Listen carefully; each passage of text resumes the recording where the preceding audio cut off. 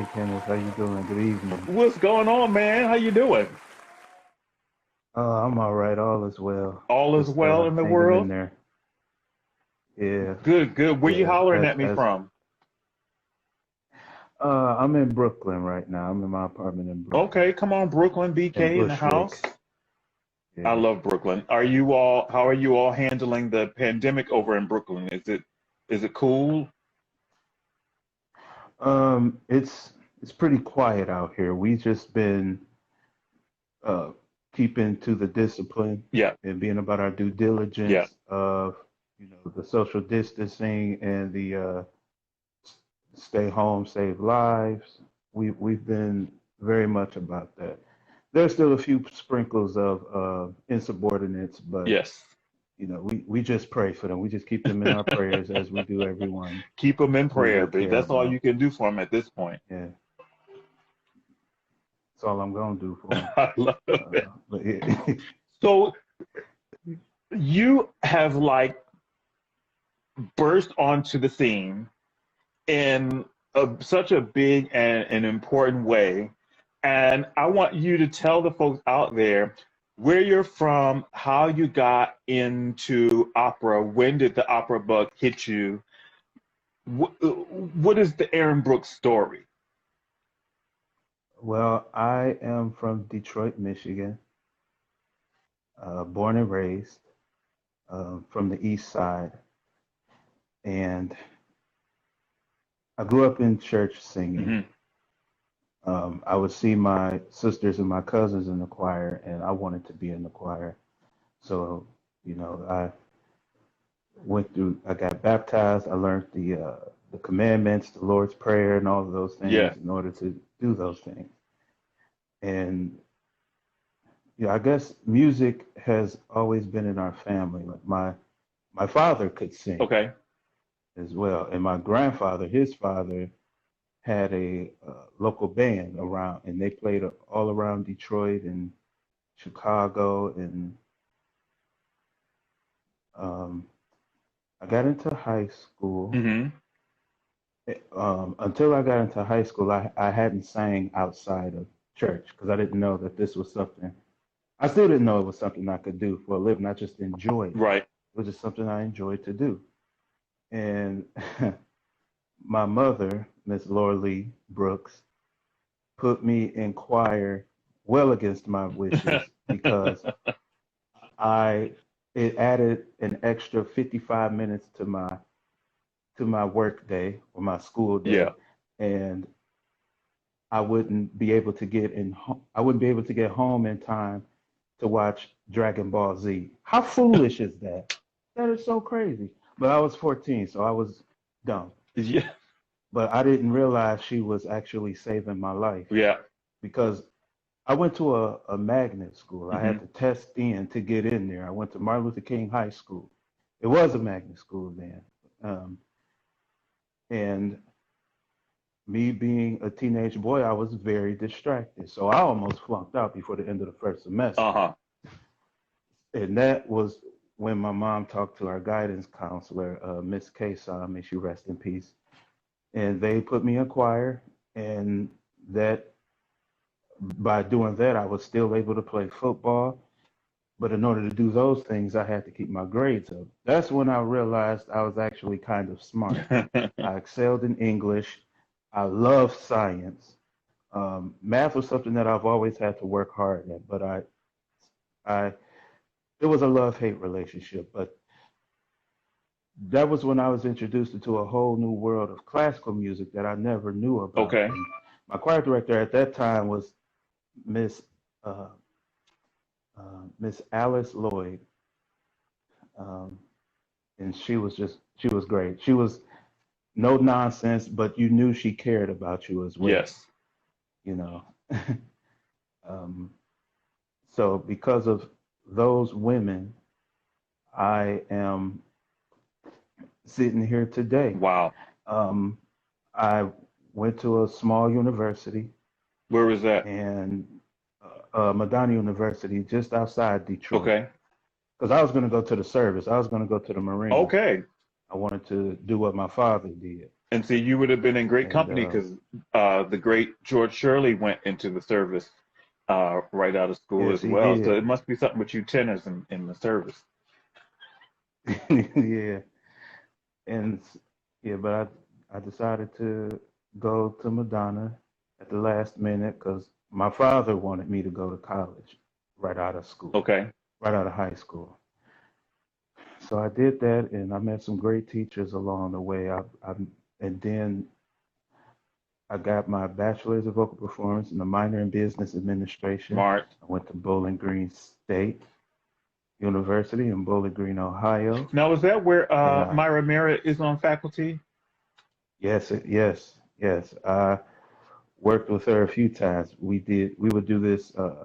We had this group, Lift Every Voice and Sing, where we would go around the neighboring elementary schools and academies and promote Black history through song, and not Fantastic. just American history. Like we went like pre-slavery Yeah.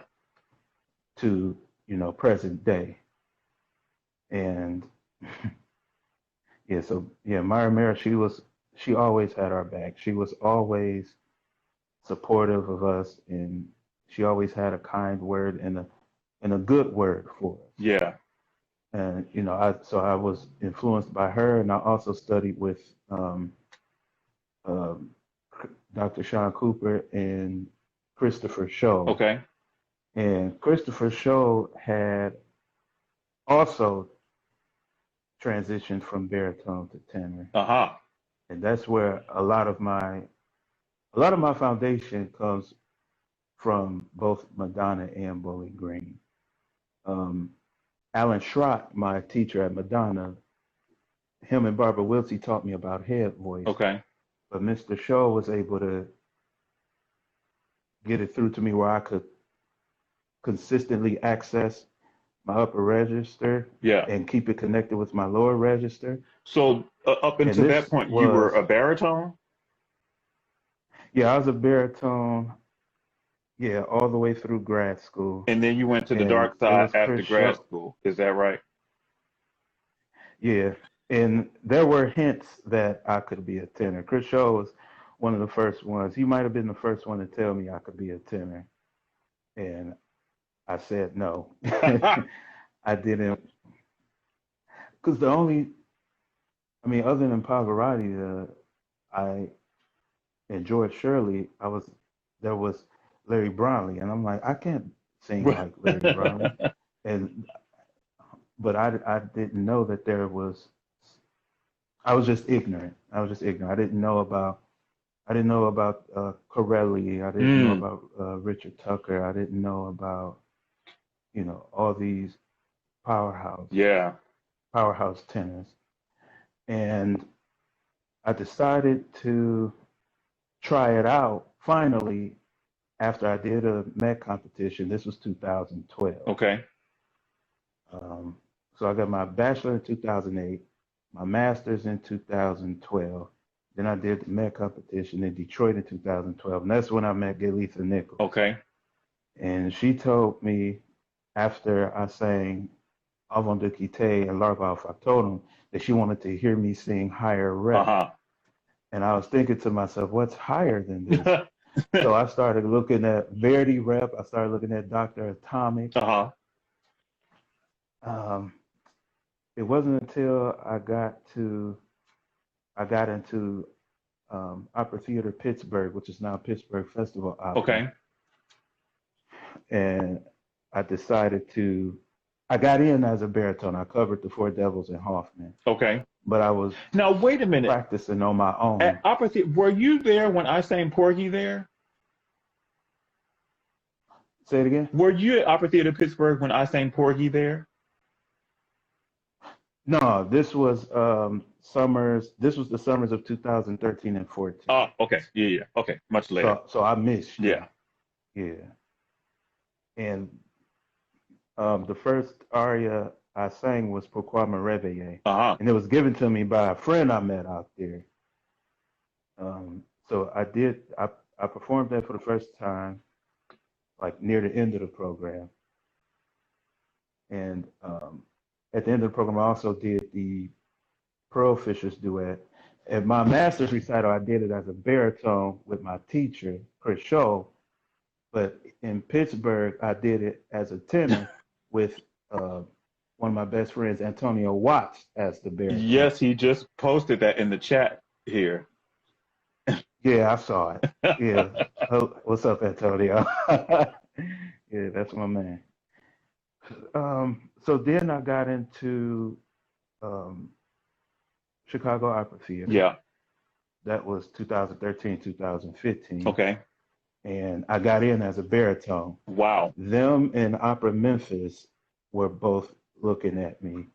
I wrote both of them after I got accepted, and I said, I'm considering singing tenor.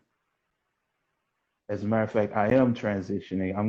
I've decided to fach up. And Scott Gilmore at Chicago Opera Theater said, "That's fine. We got the teacher for you. Come on in." But Opera Memphis, they wanted a baritone. Gotcha.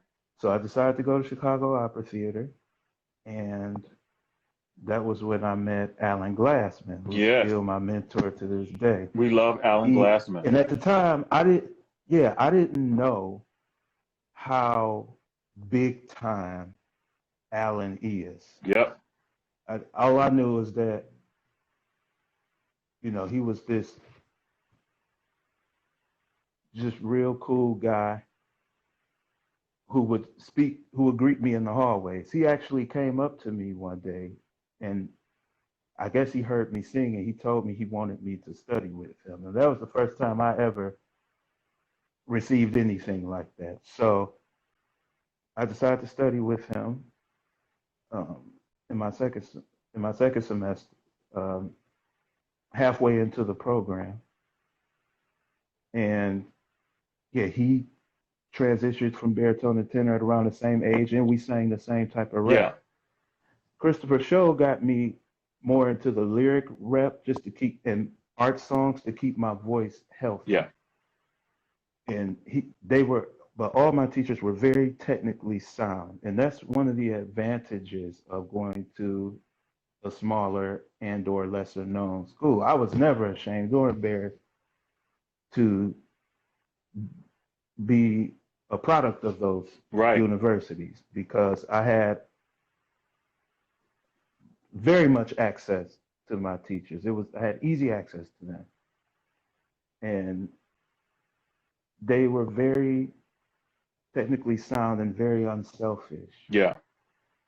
Teachers. They were very beneficial to my development. So singing and singing in church as a young man, and then now studying classically in undergrad and graduate school, did you take to the art form of opera immediately, or was it something that was foreign to you? You fought it a little bit, or did you go into it like head first? Well, when my mother put me in choir, I skipped like the first 3 days, so I resisted as far as that part. But once she found out and we had a talk about it, I decided to go to class, and it was like my eyes were opened for the first time. Yeah, yeah. And I didn't know that there was so much more musically out there in the world that I didn't know anything about. Yeah. My first voice lesson was in college, though. I didn't have voice lessons in high school. I didn't have any private voice lessons until my second semester of my freshman year. Yeah. And it was predominantly a music theater university. Most of the kids were music theater talented, and I love music theater. Me too. I still do that to this day. Me too. But my voice gravitated towards opera as well. And I think it was Dr. Schrott and Miss Wiltsey, Barbara Wiltsey, who told me if I get myself together, I could do something with this. And all my teachers have said that to me after that, but I didn't see anyone like me who Mm-hmm. looked like me until um, Alan and Barbara showed me videos of George Shirley, Leontine Price, Martina Arroyo, Yeah. uh, Greg Baker, who I performed with, Denise Right. Graves, and many other people, Leona Mitchell. Yeah. I, my favorite Leo, by the way. Listen, is it not Um, incredible? Is it not incredible? it's yeah. Like the woman So is, it was oh, yeah. I've listened to that so many times. I listened to it today actually. I love it. Um, yeah, but opera music was just something that was, I guess, that was just in me. My mom told me when I was a little baby, just running around the house, if they needed me to sit down or stop, they would just turn on the radio, not just sit and stare at it. Wow. You know, So I guess it was just, I had a similar situation, except my because my mom is the second oldest of seven kids. And so when she had me, I had aunts and uncles that were in their teens.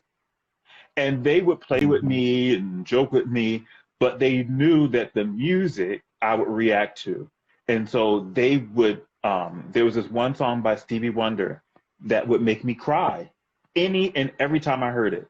Like it would even wake me up out of my sleep and I would cry. And then there was yeah, a Michael Jackson song that they would play, and I would crawl up on top of the crib and get it and get it, like every time. You know, yeah, it's crazy what yeah, music yeah, does. yeah. And so it's just been, I guess it's been pulling me. You hear people say, "I didn't choose the game chose me." Right. That's what it was. And I was just very fortunate to have the people in my development stages, and I'm still developing. I'm always going to be developing. Yeah, But I had those people at those quintessential moments. You know, God places in your life who He wants and who you need to have in your life. absolutely. Whether it's all there's always a lesson to be learned. Always. So it was a very blessed, and it's a gift. So I have to give it back. Yeah. So it's not mine. It was give to me. Come on now. So it's just been great the whole journey. So now let's fast forward a eensy weensy bit to the time when I first met you. Yeah, 2016 Utah Festival 2016 Opera. Utah Festival Opera. We're doing Porgy and Bess and We're getting the best. in Il Tritico and all that. But we were Yeah, in the musical sing through of Porgy and Bess. And for those of you out there who don't know what that is, it's the first day that all the artists arrive and you sing through the score with the conductor and the whole cast and everybody. And so I'm sitting up in my seat, and then I hear this voice behind me, and I said, why he's sitting back there? He should be sitting up here right next to me. Like this voice came like a tidal wave over my head. I'm like, listen, I'm first of all, I'm glad he a tenor. He can't take my part. But yeah, but who is this man? Who is this man? And I was just it was. so taken by just the natural, Yeah, gorgeous ability of your throat. yeah. And the thing about that is, I didn't even. I missed the deadline, the first deadline to apply to that program because I was fresh out. I didn't know much about applying to young artist programs and everything like that. And I saw that Utah Festival Opera was doing Porky and Best, but I didn't get my materials in on time. Someone dropped out and they posted again that they needed somebody. So I immediately, and I remember I was delivering pizzas for Domino's and I took an immediate 30-minute break to send my materials in to them. and I got in, and I just got into all the ensembles, and this was like maybe the furthest west I've been, the first real Yeah. uh, young artist program that I had gotten into. So and they flew me out. I got out there, and let me see, I did Porgy, I did Showboat and Ragtime, Hmm. and just the aura that was around that summer, Yeah. it just couldn't be denied. Like with everything that was going on, the message that we were sending through our artistry just couldn't be denied. Now, also that Logan summer, will forever be changed from us. forever, and I don't think they've had another summer like that since we left. Oh no. People from the next summer was asking me about the summer, trying to get me to compare. I said it's not fair. Let's just enjoy this summer. Let's just enjoy our time now. Now, also But yeah, so I didn't have a role. that summer, you won a big competition there, right? Yeah, yeah. It was a competition that sent both me and Anastasia Talley, another fantastic Fantastic. artist in person, to Italy to compete in that competition. And I made it to the finals and placed fourth, and I won the audience favorite Of award. course. And I think that was the first time I really got to sing out because I fell into Nelson. I got Nelson when I was there, but I've never. The first time I really sang was that competition in Logan, and I think that's when you came up to me afterwards, and you were angry at me. Yeah. I was like, where'd that come from? Because listen, Yeah. you sang and the whole auditorium was like, what? Like you blew the walls down of the theater. And I was like, okay, wait a minute. Wait a minute. Okay, first of all, that's first place, hands down, competition over. Everybody else, thank you and good night. But where did that come from? Like this voice. And I remember you saying Nessun Dorma. And I believe you Yeah. sang Que la mi creda. Was that the other one? I Yeah. remember it like it was yesterday, Yeah. 4 years ago, man. Yeah. Yeah. And that when I saw that, I said, and I said maybe I should apply because I almost didn't. But I said, you know what, I'm gonna apply, See how that works? just to get out there. Yeah. See how God So works? that was, yeah. He works, man. He works it right on He's out. always working. So then, Yeah. after the Utah summer was over, and you went to Italy, and what was the next stop for you? Did you move to New York then, or did you go back to Detroit? I went. Let me see. That was November 2016 when I went to Italy. Yes, I went back to Detroit because I was doing uh, Carmen and Silent Night with Michigan Opera Theater. Uh-huh. Then at the turn of 2017, I applied for the George London competition. Okay. And I remember staying with another very good friend of mine, Bernard Holcomb, Hey, Bernie. while I was there. Yeah. And I made it to the finals and I got the um, George London Kirsten Flagstad Award Wow. for Wagnerian singing. Wow. It was one of the 5 or 6 top prizes. Yeah. And I didn't expect it. I remember, so I think Monday through Thursday were the auditions for the finals. And I think I auditioned on a, either a Tuesday or a Thursday, and I was waiting. I remember waiting for 7:30 Thursday night to come and say you'll get a call at 7:30, and 7:29 came, and I said, well, okay, I guess I didn't make it, but I felt good about my audition. Yeah. Um, and 7:29 and 30 seconds, my phone rang, and it's a number I've never seen before. so I answered it, and it was them calling to tell me that I made it to the final. And they wanted me to sing one of my favorite numbers, Ziegmund Heiß Uh-huh. from Die Valkyrie. Now, So, tell me, how does that become a favorite piece? Because I always say that Wagner is for grown folks. Cause I can't do it. I can't.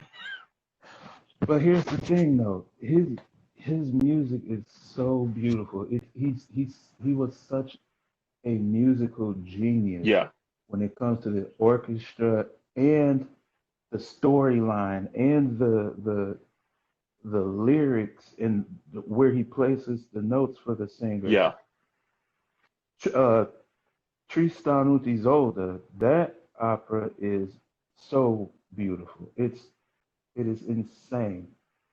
And I used to try to avoid Wagner because his operas are so long. yes, But you know, aside from the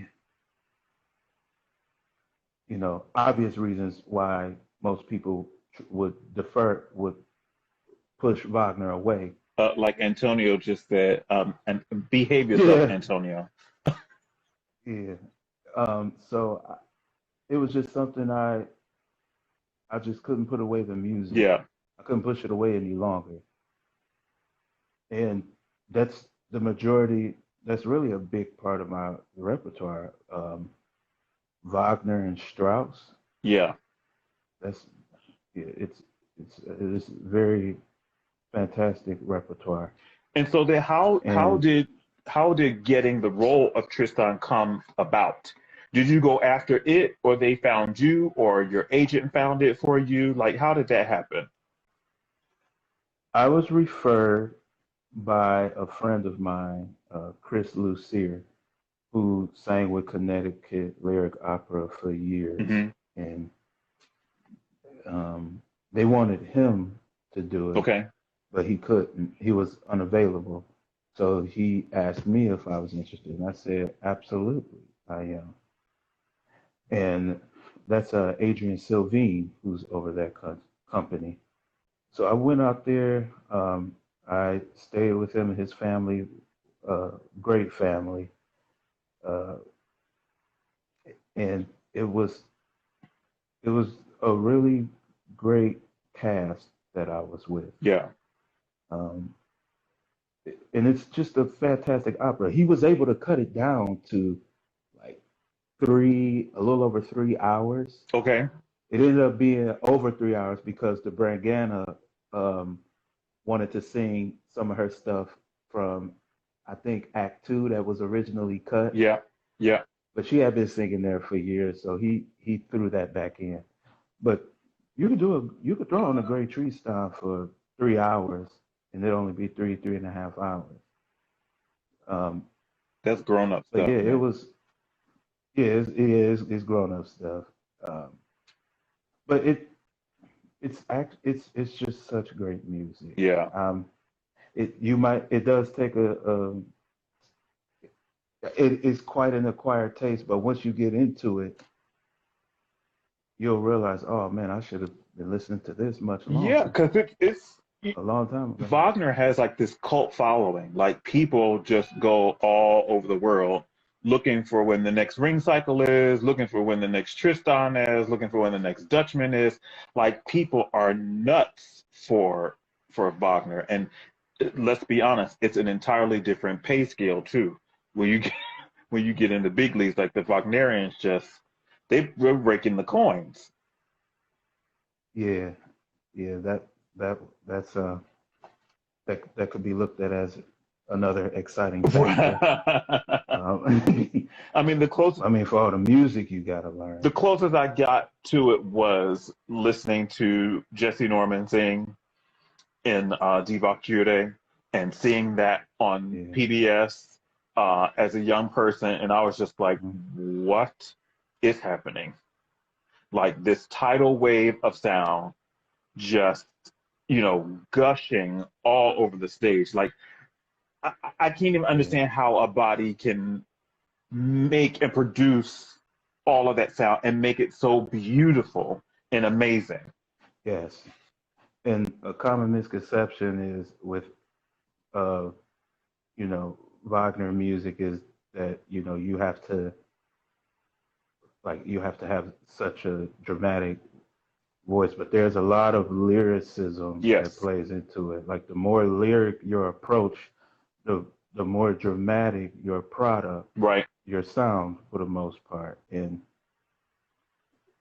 yes, it's not just shouting. That music was meant to be sung, not screamed. Exactly. And but yeah, they have a Wagner Society competition in New York, and I Yeah. think that's when I And that's when I the I think that's when I met Helena. the Liederkranz Foundation has a Wagner Award now, and you know, Yeah, they have a Wagner division. yeah, Yeah. that's I was amazing. looking to I was applying for that before the COVID happened. Haha, gotcha. So then tell me I'll about hopefully I'll try again next John the Baptist in Herodia that you did with New Amsterdam Opera. And New Amsterdam Opera is one of the bright lights of opera in New York City. It gives young people, wonderful artists, amazing opportunities to do the works that are not done every day and all the time. And so we applaud New Amsterdam Opera for all the work that they do. Maestro Keith, thank you, sir. But tell us about doing the Massenet, because that also is it's on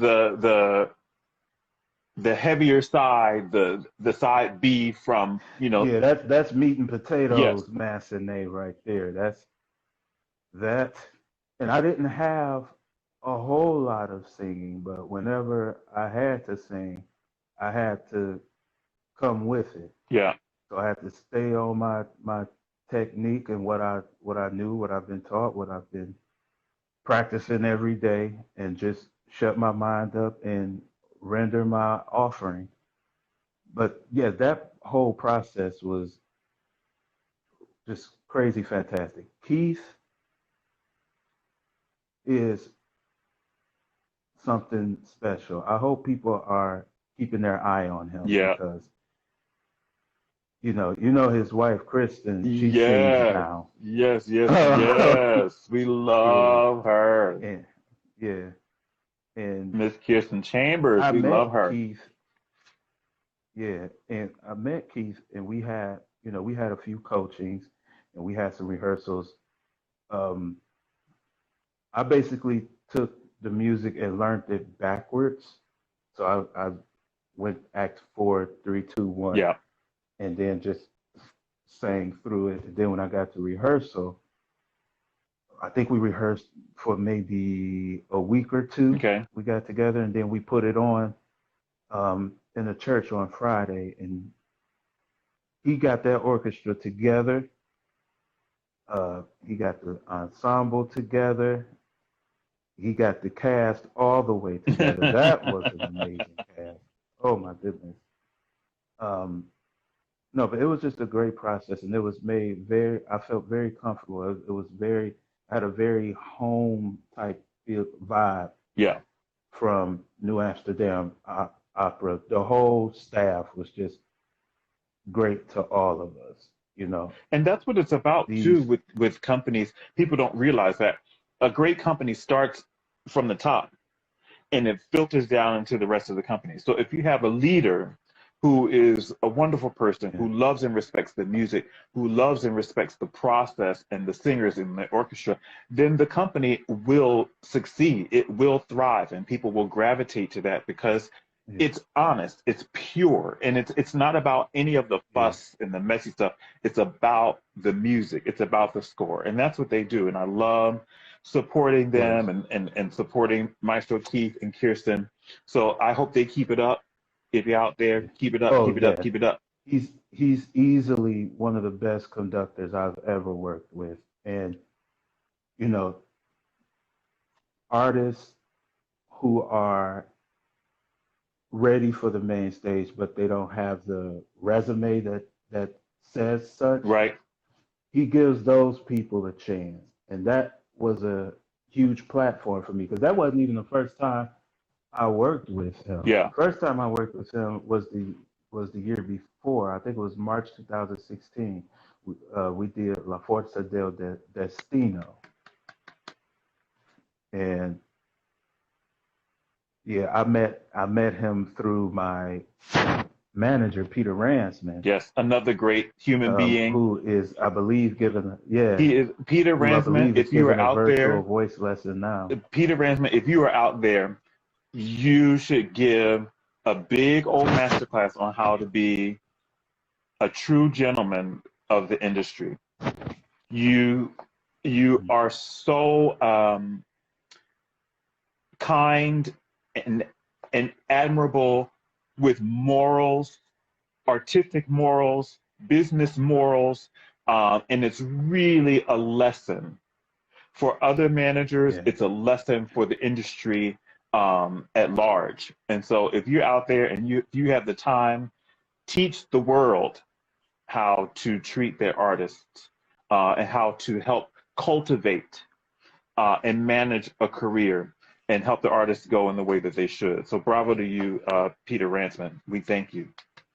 yeah.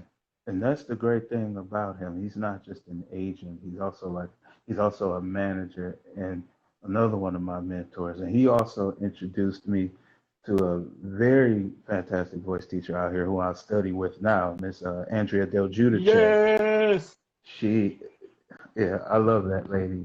Her, Alan, and Chris Shaw just had this magic for like black voices. They didn't try to change our unique qualities. Mm-hmm. They encouraged it. They enhanced it. I was the one that was trying to change my voice to make myself sound like other famous Uh-huh. people. But they told me that they were the ones that told me that's not the way to go. What you have, and that's something I try to spread to my students and people just coming up behind me as well. What you have, your gift is special. Yes. Don't diminish it and don't let anyone try to diminish it because what you have is valid and it is beautiful and you should express it and you should render it and give it out all you can. Right? Um, I always ask before I go into a performance, I always ask God to use my voice as a vessel to however He sees fit because it's like church. I want people to leave better than they did Absolutely. when they came in, and it's a lot of hard work, but it's a lot of fun as well. Absolutely. So then tell me about the day you get the phone call to be in the Met production of Porgy and Bess.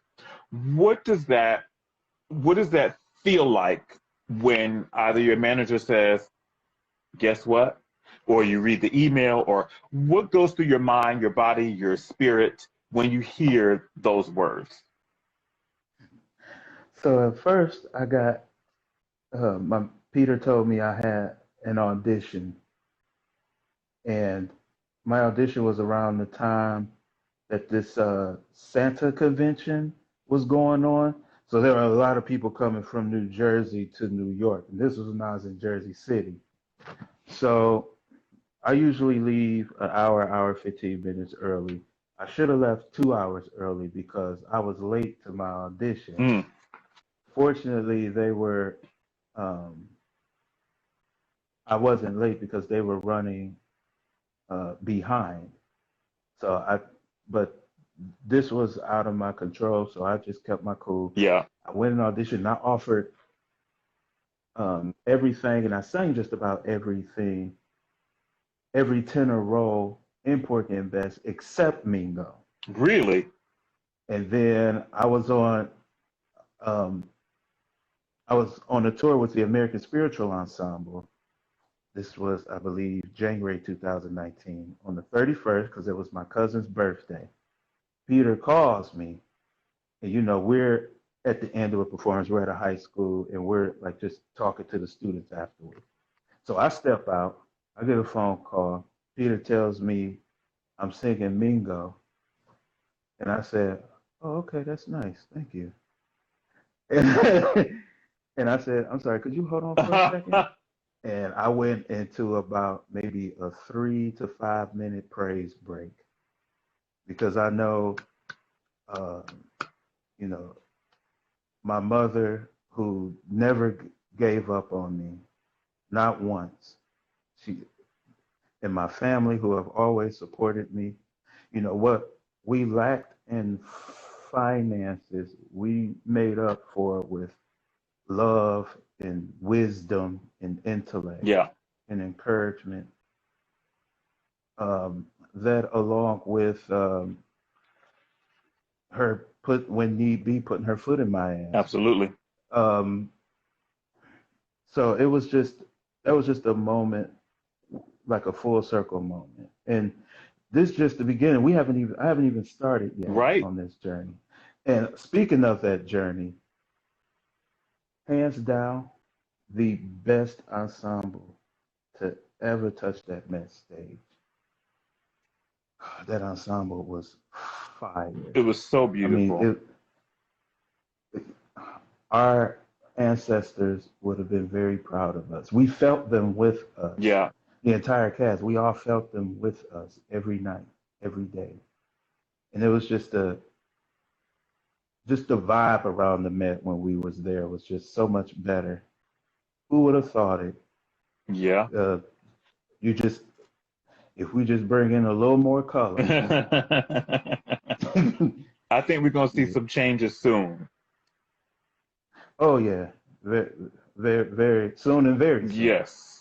Yes. I think we're going to Uh, see some changes. yeah, but it was amazing. Everyone there was just really kind to us, and they were just so happy that we were there, and we were happy to be there. Yeah. And everybody in that cast, from top to top, because there was no bottom, could carry a show on their own. Yeah. So you're not just going to see us in Porgy and Bess. You're going to see us in La Boheme. You're going to see us in Trovatore. You're going to see us in Barbara Seville. You're going to see us. Absolutely. Period. And that's how it I should mean, be. you can't deny talent. There's only so long that you can deny talent, Yep. and they can't be we can't be denied any longer. So talk to me about your influences. Like who do you listen to sing? Who gets your blood going? It's like, oh, I gotta hear that, I gotta hear that. Well, um, I listen to George Shirley. I listen to Alan Glassman, um, James King, Okay.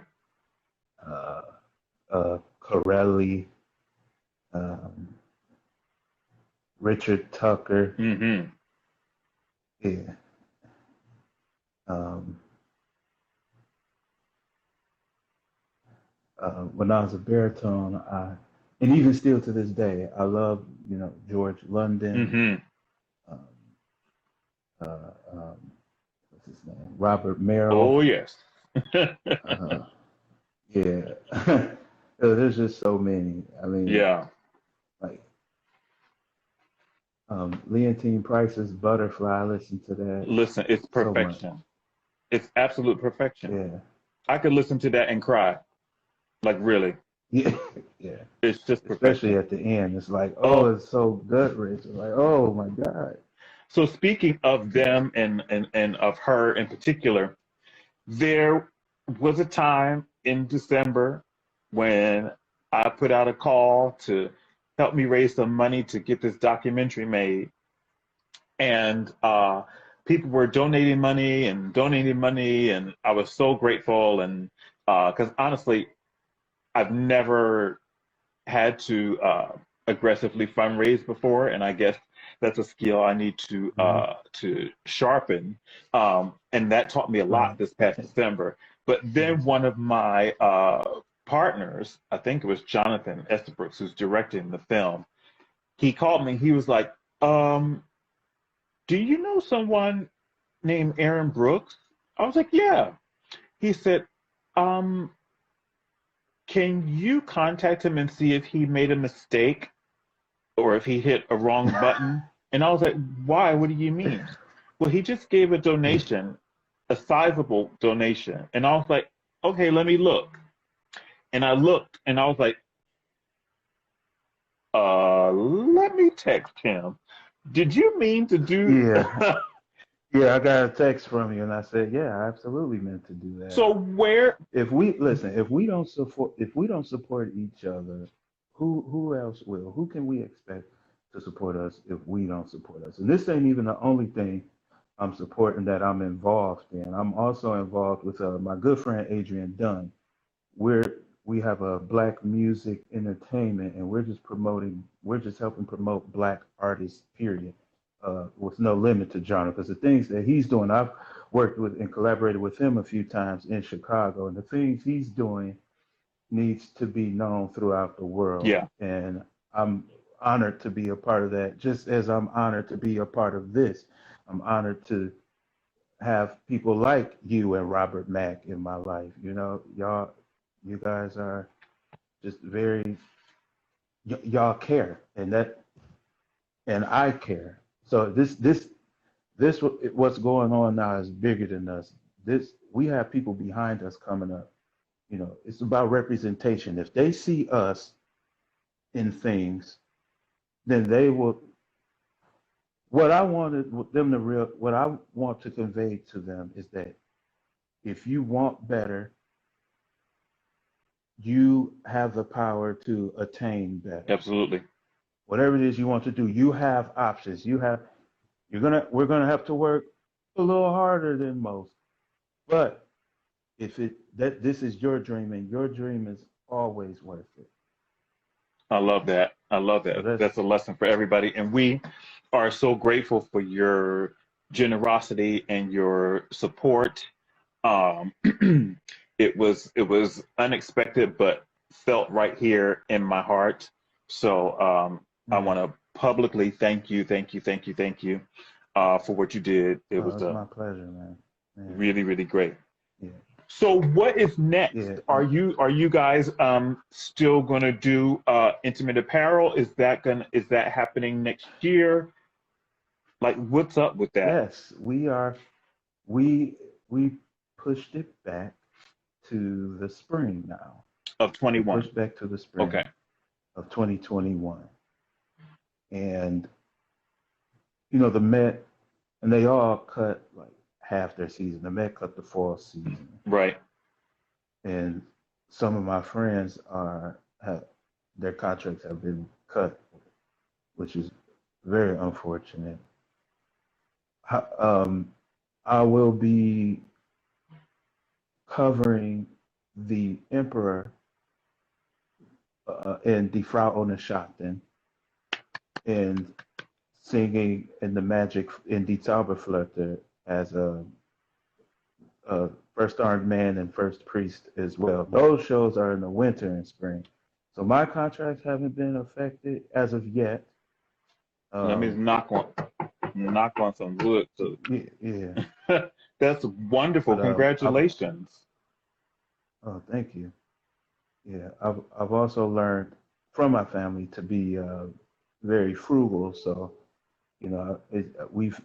I have some things saved up, especially from you know moving to New York and performing in New York. Yeah.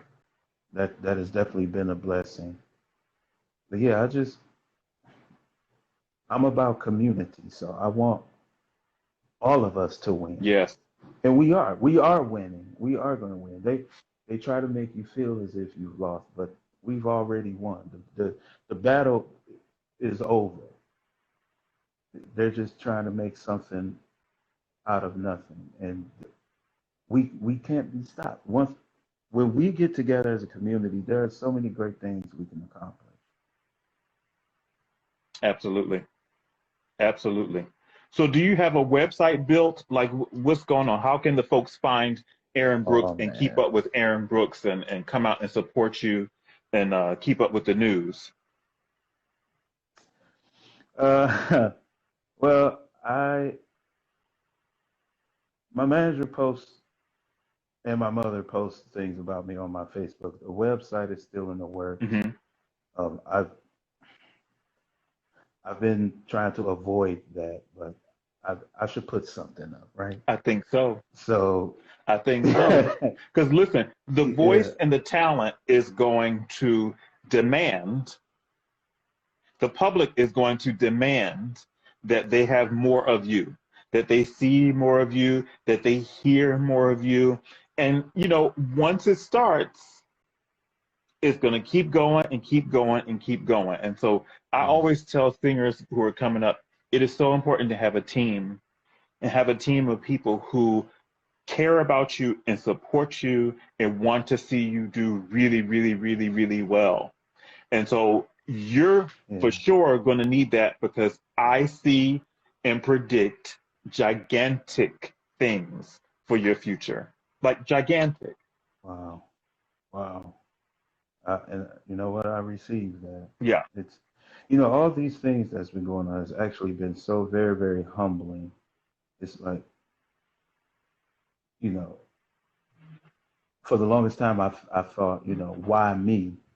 But I've been gradually changing that to, why not Why me? not? Why not? It's gonna go to somebody. Why not us? So until my website is up, my Instagram, Black Pavarotti 85, my Facebook, which is my name. I have some things on YouTube. Uh, a good friend of mine, a brother of mine, Kofi Hayford. Yes. We've been performing together. We have a international vocal ensemble. It's just like a quintet of us, um, and we sing around New York. We just sang in Canada, I think, in December. Yes, yes, I I saw think in that. Yellowknife, way up north. Yes, cold. Um, yeah, yeah, it was fantastic. I'm a fan of the cold. Winter is my favorite Yes, season. I know I'm a Detroit, you're a weirdo, fan of the whatever. cold. I can't do it. I Yeah, can't do it. yeah. But Kofi and I we made some great recordings, and I'm going to use some of those and just get this ball rolling. So it's just utilizing our resources to bring in capital and bring in notoriety and success in Yeah. whatever that definition is to you. You know, that's what it's all about. Well, you got Peter, you got Andrea and Alan and the Lord and your mama. That's that Yeah. team. That team is pretty. That's the starting lineup right there. That's the Super Bowl Oh championship yeah. team. Yeah. No, they're great. They've been great, and my New York family has been like a family away from my family as well. Yeah. All you guys out here, I can't even, you know, I can't even tell you how grateful I am to all these people. You, Robert, uh, Taiwan, Markel, Carmisha, and everybody Yeah. I've met out here. Yeah, it's just been a beautiful thing. It's been such a blessing. Amazing. Well, I am so glad that you came on to chit chat with me for a minute. I so appreciate you. And Oh, thank you for having me. of course, it's our pleasure, Yeah, our pleasure. And yeah. so we're going to take this a recording of this conversation here and repost it on Facebook next week so that you can send it out to your fans there. And Okay. but thank you so much, man. And when those contracts happen at the Met, I know I'll be there to support you. So, Oh um, yeah, you'll be there. You'll 'cause definitely be there. when I If tell not you, alongside me, you'll definitely have a ticket. listen, I love being on stage and I love being in the theater supporting my friends and my people because I Yeah, think it's important for audiences to see that the people on stage have support as well. That's so incredibly yeah, important. And it also makes a difference to the performer knowing that they have people in the audience rooting for them and cheering for them. yeah, So I'm a yeah. fan. I'm a cheerleader for you, and I'm so, so, so, so, so, so, so proud of you. And I'm glad the Met followed up after your fantastic performance in Porgy and Bess. Like when you got on stage, just the energy that came into the theater, it was phenomenal. Like I was like, I know the brother can sing, but damn, like you Yeah. ate the stage up. It was so wonderful to see. And then to hear your voice in that theater, the theater was just like, let me hug Erin's voice. It loves your voice. Loves, loves, loves your Wow. voice. Yeah. Yeah, that was a great time. I think my favorite part was the dancing that I And got to listen, it do. looked I like that think was your favorite part. yeah, that was a lot of fun. Yeah. Well, Instagram is about to kick me So yeah, off. So I wanted to thank you okay. again. I appreciate you. I love Oh, you, thank brother. you. And A stay in pleasure. touch. Stay safe. Love you Keep too, your man. mask on and keep singing. All Oh, right. yes. Yes, sir. All Yes, right. sir. Take care, man. All right now. Peace. See All y'all right. Good next night, my friend. Monday.